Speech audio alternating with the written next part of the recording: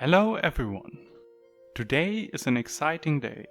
Today is the first release of Kubis. I think a release is a promise. A promise that the game is fun to play. A promise that the game is not riddled with bugs. A promise that any worlds you build in this version will be loadable in the next version.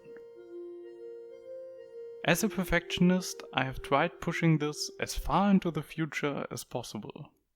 And while there are still many features missing, I can't deny it any longer. Cubyz is a lot of fun to play and quite stable as well. And to prove the last point, this is the multiplayer creative world you saw in a video last year. It has aged a bit, but is still playable. Now let's get into some of the features. Cubyz is a game focused on exploration and building. And in the future I also plan to add some bosses and dungeons and stuff, but we are not there yet. The scale of the game makes it all possible. There's practically infinite terrain in all directions, and the render distance is big enough to make the player curious. How does it look to climb this giant mountain? What's that biome over there? What strange biomes come next? What's glowing there? If I keep digging down, is there an end? What's beyond the end? If you want to answer these questions, then you first need some tools. This is where the new and improved procedural crafting system comes in. There are many weird material combinations for you to try out, and there are already some fun interactions. For example, if I place 4 silver or gold around this diamond, then it gives me a damage boost. This turns crafting into a bit of a puzzle game. How many encased gems can you fit in one tool? What's the best tool for mining sandstone? Currently there are of course only a limited number of modifiers, but I plan to add more modifiers and more fun restrictions in the future. Once you've filled some resources in your cluttered chests, you can start building things. If you want to stand out, then you can build truly giant structures. So far, the tallest structure in the survival world is this 2000 block high staircase, which gives you an awesome view of the surroundings and is a landmark visible from far away. But Cubyz is not just about big things.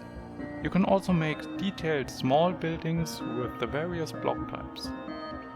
You can use the chisel to make stairs and vertical slabs and other variants. There's cloth which can be used for carpets, secret rooms and traps. Ores can be placed in stone and many other blocks. The same system is used for moss. There are signs so you can label things, and because we support colored text, this even allows you to make some simple images. There are also fences, branches, logs and piles, and some blocks also have fun physics properties like mushrooms and ice. And overall there is a large palette of blocks, most of which are obtainable in survival mode, though you may need to find a rare biome for some of them. In creative mode there are a few more things you can do. You can fly, you can ghost, you can hyperspeed. You can set the block placing and breaking delays to allow for instant breaking and placing, and there are some basic world edit commands allowing you to select, copy, paste, rotate and fill sections of the world. You can also store and load blueprints, more on why you'd want that later. Multiplayer is also possible. You can even connect to friends via peer-to-peer without hosting a publicly accessible server.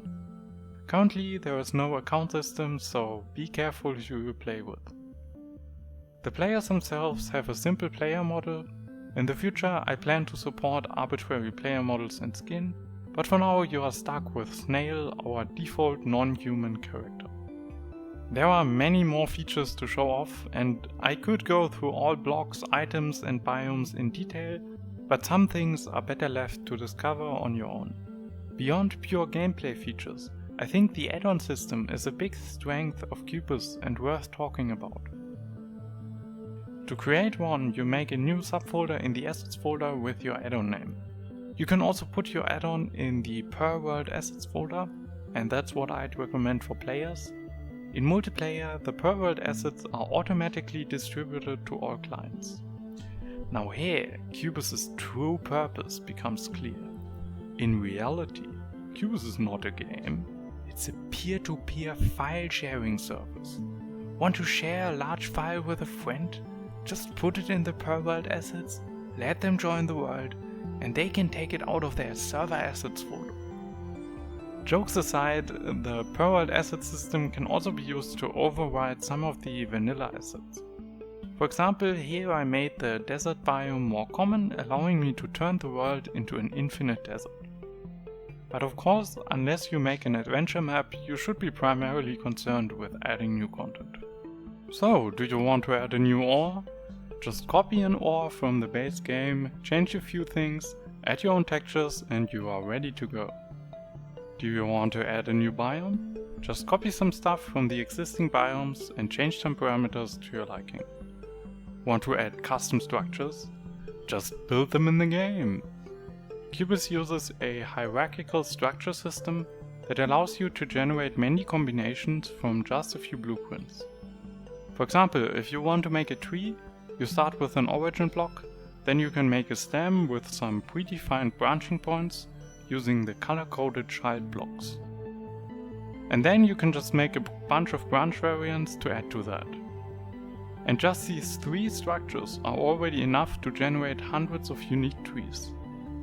Once you've built everything, then you need to export it as blueprint files and move them over into your Addon SPP folder, which stands for Structure Building Block. Then you need to add some config files to group structures together. For this simple tree, we just need 2 groups, the stem and the branch.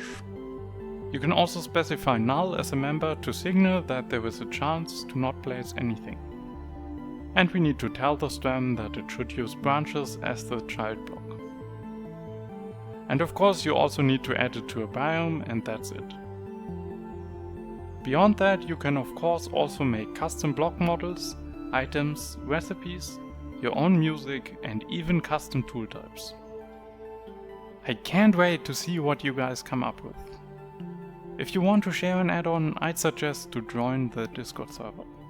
And if you are lucky, it might actually make it into the core game. The game could definitely use some more of these fun, super rare biomes. That's all for today.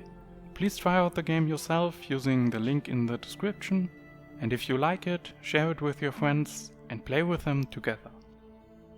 Goodbye.